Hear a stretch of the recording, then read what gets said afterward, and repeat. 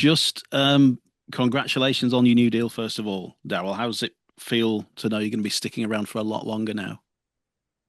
Yeah, just everything's pretty positive at the club at the moment. So when we spoke about it, it was kind of an easy decision. It's I just think the whole place is growing and developing, and you can see that everything that the Matt and his family are doing is bringing together a pretty special club, and the playing group we feel like is in a really good place. And I suppose when you find a place that you feel happy at, then it makes sense to stick around if you can see that there's a real future there, and I certainly see that within the current group. So yeah, like I say, it was a pretty easy decision to make. Is there anything that you look to do now, knowing you've got that longevity, that you might not have looked to do previously, or is it just business as usual? Yeah, I feel like we're recruiting for the future anyway. So we've got quite a youngish group. The senior boys have been outstanding, but the young players that we've got, you can see them just growing almost on a weekly basis. So I think the amount of sort of 19 to 23, 24 year olds that we've got is a great platform for us. So I think it's just business as usual, really. It's the way we were recruiting anyway. We feel like we've done a pretty good job there, and we'll just continue down that track. Like I say, everything's positive at the moment. You're 2 years in. Just turn the clock back to when Matt made that phone call. You thought he was trying to sell you a kitchen. Was there ever any trepidation from you at that point? Was it ever a gamble for Daryl Powell?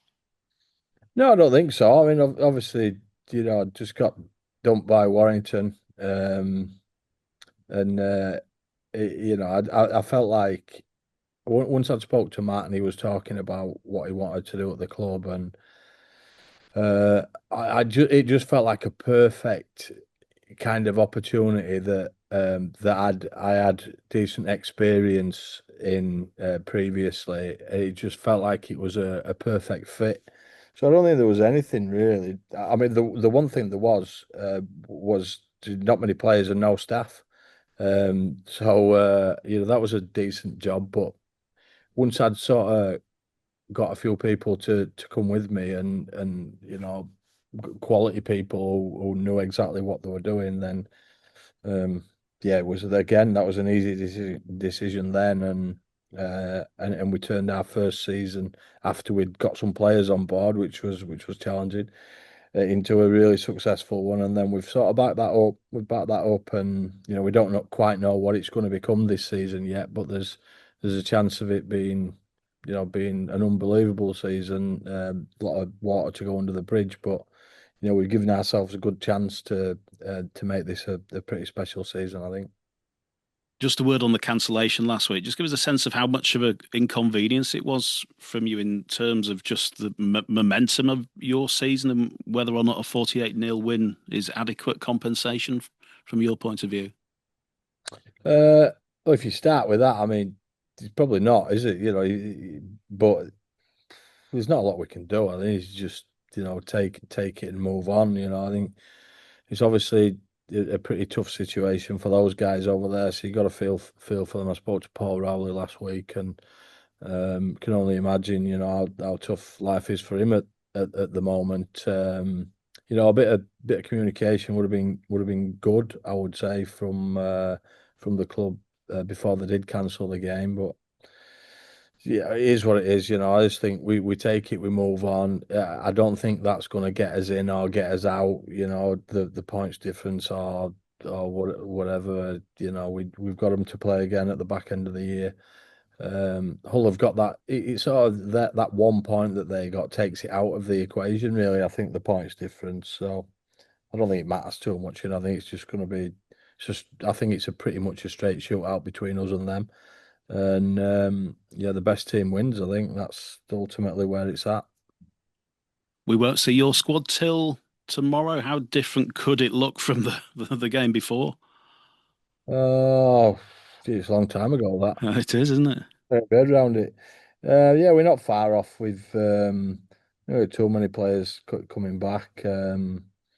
So yeah, it won't be too different. We'll look all right. There's a couple of boys. Kai Rodwell played in reserve last week, but then hurt his back, so he's not going to be available. Caleb's still not available, So we got a couple of boys who may play, but I just keep that to myself at the moment. Is Tom Johnston there or thereabouts? Yeah, he's been training. Well, he's right this week. I don't know, but he has trained this week, so he's looking better than he was a couple of weeks back. That's for sure. Ollie Russell's moved on loan to Huddersfield.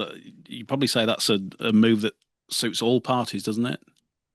Yeah, I think I mentioned to Ollie Salford again, which he obviously played there, and I think for him he was probably wasn't the right thing. He'd been and played a couple of games. I thought he did a good job for him while he was there, and then the Huddersfield with Matt Frawley getting injured came up, and yeah, I just think it gives him a chance. I mean, he obviously can't play against us next week, so. He gets a game and then potentially another three. It depends what happens really with us. We can obviously call him back. So um, yeah, it's a good chance for him to just get playing. I've been in dialogue with him all the way through, and he's handled things pretty well. It's been a tough year for him with injury, and then not quite being able to break the team on a consistent basis. But this is a great chance for him to get playing. Give us your thoughts on Wigan then on Sunday. How big a game is this, and what sort of challenge do you face?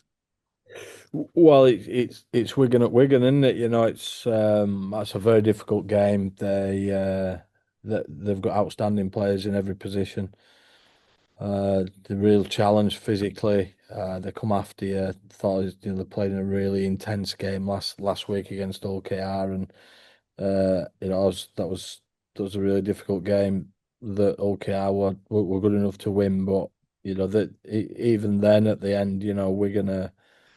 Are fighting for it, and they had an opportunity at the end to get back into it. But yeah, I just think every time you play at Wigan, you know what it's going to be. It's going to be really good. You've got to be right at the best you've got to show the best of yourself to win the game. So yeah, we recognise the challenge that we've got ahead of us. But we feel like we're capable as well.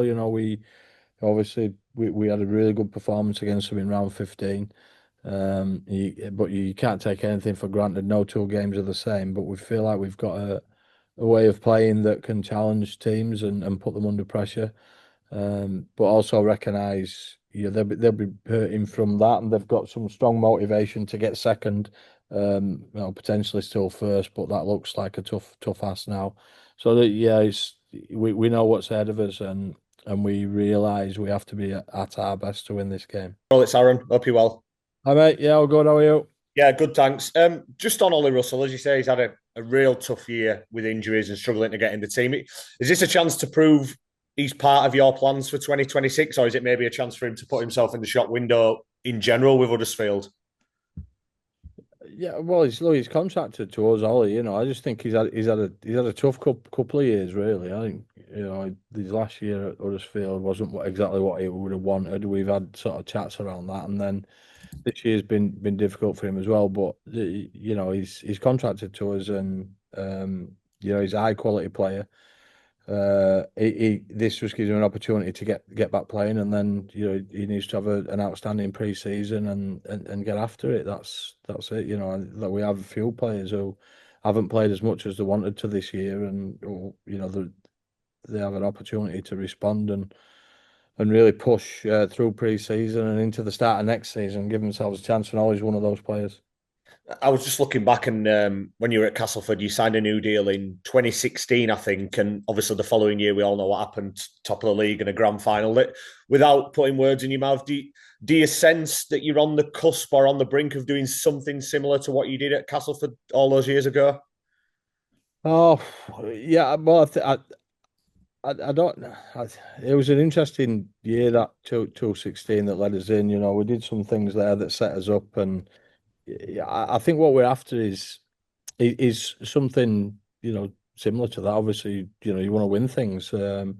but then it's been consistent. I do believe that Wakefield set up for consistent success. I think it's slightly different profile the squad, um, and a great opportunity. There are a lot of things happened. After that, just leading into COVID and all that sort of mad. We actually went into COVID as the best team. I don't know if you remember, but yeah.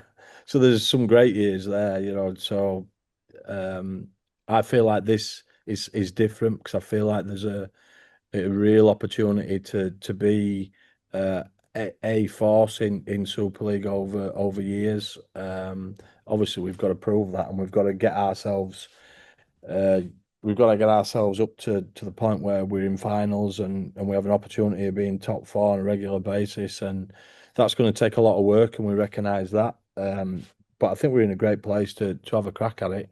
And we've, we the first thing is we have to believe all of that, and that's been the challenge this year. I think we've made real progress in starting to believe that we can do some really outstanding things, and we're in a great place for the next few years. Whether that's next year or the year after that, then time will tell on that. But yeah, we've given ourselves a really great opportunity by the platform that we've built over the last 18 months. Just on Wigan, I think there's been a bit of talk at the minute about, are they a little bit vulnerable? Are they dipping from the standards they've set over the last couple of years? I imagine you probably don't subscribe to that at all and take them as the real credible threat they are this weekend. 100%. Yeah, I bumped into Matty Pete actually when I was going to Italy when we had that break at the same time as Wigan, and we had a sit down and a chat. And I was saying to him that you're going to be there or thereabouts when it all breaks down and you get to the finals, and that's just the reality of Wigan. And yeah, at the moment they have some challenges, but that's the game, isn't it? I think there's never plain sailing. I just think there's plenty of stories to be told here. I mean, take St Helens, maybe 8 weeks ago. Talking about Paul Wellens, and they look like the one of the top two teams in the comp at the moment. So I just think things turn really quickly, and you don't get ahead of yourselves, and it's always a battle to find form and maintain form, and I think we're going to in that at the moment. But they're just round the corner from the best game. That's the way it is in all sports, and particularly rugby league. Just lastly from me, I think 30 points has been spoken about as the magic total. That'd mean 3 wins from 5. Do you think that'd be enough? Do you think you need more than that? What's your early projection? I don't know. I mean, I tipped Hull to win last week against Lee. They've got some tough challenges coming up, but yeah, they've been tough and durable this year. I think they've had a couple of shocks this week with a little bit of injury news. We've had that all the way through the year. I just think it's great for rugby league that we've got this battle. I think it's quite intriguing and exciting, and yeah, I don't know. I don't know. I mean, we're just aim to win all of our games. I think that probably gets us in. I think that's for us is not try and work it all out. I think we've just got to go hell for leather every game. Play our best game, and if we do that, then we'll be in with a great chance, and it'd be a great story and a good opportunity for us. Hey Daryl, congrats on the new deal. Just a quick one from me. Just on the stop-start running, obviously you had a week off, then you played Saints. Now a week off, you play Wigan.